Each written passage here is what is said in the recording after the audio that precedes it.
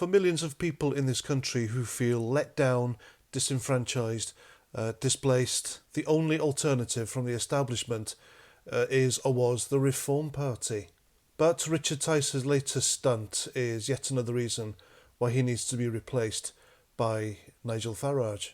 Now, this morning he posted on his Twitter account about his jolly jaunt to the Ukraine, where he and an unnamed group delivered vehicles and medical supplies, etc. And this just goes to prove why he is so out of touch with Reform voters, and he needs to go. Because the Ukraine war is a deeply, deeply unpopular issue with grassroots voters. People who question the idea that British taxpayers should be funding Zelensky to the tune of billions every time he pops over here, cap in hand. We don't see Zelensky as this big war hero. In fact, we're deeply suspicious of him. There's just something very off about the whole thing. And the only people the Ukraine war is popular with are woke warmongers and the establishment. And the Reform Party are meant to be anti-establishment. And yet here he is, Richard Tice, popping over to the Ukraine and supporting an establishment cause. I mean, what gives? People have suspected him of being controlled opposition for quite some time, and here's your evidence.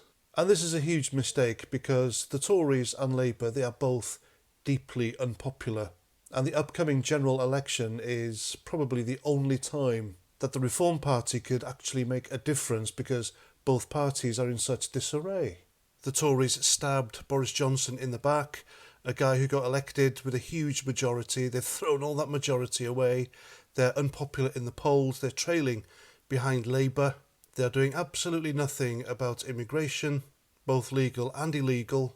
And Rishi Sunak keeps pumping billions of pounds of taxpayers' money to the Ukraine. And then you have Keir Starmer. Well, Keir Starmer is Keir Starmer. It doesn't know whether he's coming or going. He says one thing, then backtracks. And the Labour Party are woke as hell and will be no good for Britain. So as you can see, the Reform Party was the only alternative, and clearly now they're not. This was the perfect time for Richard Tice, Nigel Farage and the Reform Party to take advantage of this, and they've quite literally thrown it all away, in my opinion. Sure, actually winning the next general election is probably beyond the Reform Party, but still, it may have had a chance of being the opposition. But sadly, Richard Tice is he's a fuck-up. This guy praised Zelensky a few years ago. He then infamously backed the jab, saying it should be mandatory for care workers. And now this. I mean, what the hell is the guy playing at? If Richard Tice needs to have it spelt out to him, then Richard Tice isn't our guy. And the fact he still hasn't removed this post is proof that he's a globalist simp, really. And at this rate, if you vote in the Reform Party, then all you'll get is a pound shop Tories. And it's a shame because I really wanted Reform to be different. And I wanted Reform to represent me.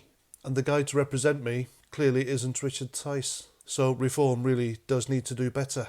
It's becoming like GB News, isn't it? The concept and promise was very inviting, but with Richard Tice doing stuff like this, it's slowly morphing into an establishment party, isn't it? And there we go, that's what I think. I'm Paz49. Thanks for listening, and until the next time, Roger Trout.